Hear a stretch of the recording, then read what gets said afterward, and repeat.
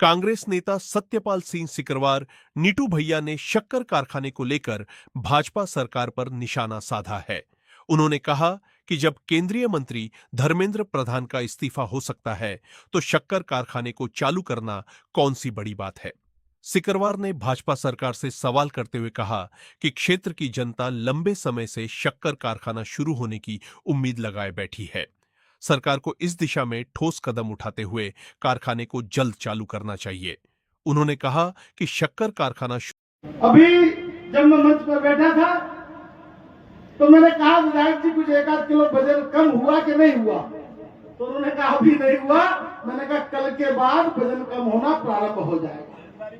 उनके चेहरे पर चिंता की लकीरें नहीं थी, लेकिन इस मंच पर बैठे एक व्यक्ति के चेहरे पर चिंता की लकीरें थी। वो थे पंकज उपाध्याय के पिताजी। उन्हें लग रहा था कि मेरे पुत्र कब तक ऐसे ही अनशन पर बैठे रहेंगे। मैं उनको बता देना चाहता हूं, मैं उनके पिताजी को बता देना चाहता हूं कि आपके पुत्र के साथ कांग्रेस पार्टी का एक एक कार्यकर्ता लगा हुआ है और इस मुरैना जिले की जनता खड़ी हुई है। आपको चिंता करने की आवश्यकता नहीं है। जिस प्रण को लेकर वो अनशन पर बैठे हैं, मैं विश्वास के साथ कह सकता हूं कि उनका प्रण भी पूरा होगा और अमर अनशन कुछ दिन में ही समाप्त होगा। ये विश्वास के साथ कह सकता हूं। बहुत बड़ी बड़ी बातें इस मंच से की गई। आदरणीय बादल सरोज साहब ने बहुत अच्छी बात इस मंच से कही। उन्होंने कहा कि इस अंचल में 2 शुगर मिल हुआ करती थी, एक डबरा की और केला रस की। दोनों के हाल की स्थिति हम सबको मालूम है। उन्होंने बहुत अच्छी बात कही कि एक शुगर मिल वहां के लोकल के व्यक्ति जो विधायक थे, मंत्री रहे, अन्ना कहते थे, उनको उस शुगर मिल को खा गए। लेकिन नियति का विधान देखो।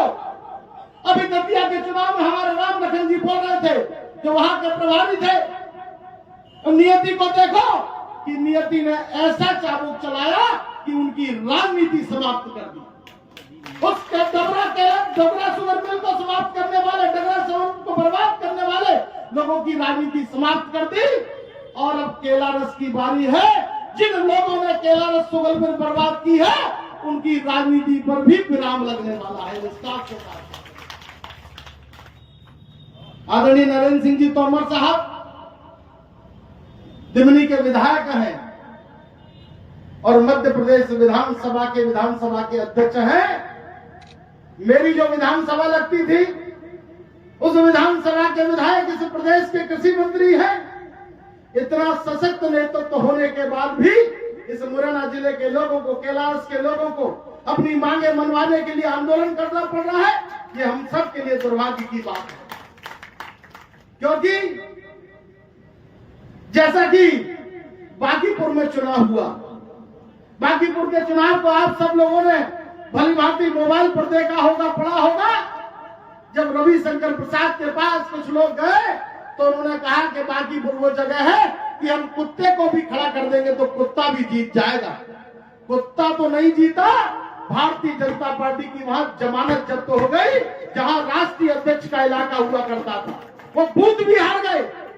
जनता को कमजोर समझने की हिमाकत करने वाले लोगों की स्थिति क्या है। जब जैन जी ने पूरा मुद्दा उछाला, पूरे मुद्दे को लेकर अपने प्रदेश में बात रखी, उन नौजवानों ने बात रखी, छात्रों ने बात रखी, तो जो 56 इंच का सीना चौड़ा करके चलने वाले लोग थे, लोग जो कहते थे सरकार नहीं झुकती, इस सरकार में मंत्रियों के इस्तीफे नहीं होते, वो आंदोलन निरंतर चलता रहा। वो स्थिति ये हुई कि 56 इंच के सीने वाले को भी झुकना पड़ा और इस केंद्रीय मंत्री आदरणीय प्रधान साहब को अपना इस्तीफा देना पड़ा। अभी 3 कृषि कानून की बात हुई तो उन्होंने कहा कि 3 कृषि कानून जब बनाए गए तब सरकार की ऐसी मंशा थी कि जबरदस्ती किसानों पर वो लागू कर दिए जाएंगे। लेकिन किसान आंदोलन हुआ, पूरे देश का किसान आंदोलन हुआ और किसानों के जज्बे को मैं सलाम करना चाहता हूं कि उस 56 इंच के सीने वाले को भी वहां उन्होंने झुकाने का काम किया। अभी आदरणीय बरैया साहब, अभी जैन जी की बात चल रही है। कल की घटना है, उज्जैन की घटना है कि जैन जी अल्फा भी कूद बैठी। हमारी बहन बेटियां अपने मांगों को लेकर, छोटी छोटी बहन बेटियां जो स्कूल की छात्रा थी, वो अपनी मांगों को लेकर कूद बैठी। उनका एक ही बात थी कि कलेक्टर को यहाँ आना पड़ेगा और हमारी बातें माननी पड़ेगी। हुआ भी ये कि कलेक्टर आया, उनकी बात माननी पड़ी। मैं ये केवल इसलिए कहना चाहता हूं कि देश आंदोलन की राह में उठ खड़ा हुआ है। लोग जवाब मांगने लगे हैं, लोग सवाल करने लगे हैं और मैं विश्वास के साथ कह सकता हूं कि ये केला रस से जो चिंगारी निकली है वो पूरे प्रदेश में जाएगी। जहां जहां भी उद्योग बंद किए गए, जहां जहां भी किसानों के साथ अत्याचार हुए गए, मजदूरों के साथ अत्याचार हुआ है, मैं आपको विश्वास के साथ कह सकता हूं हम सब लोग इकट्ठे होकर उनकी आवाज भी उठाने का काम करेंगे।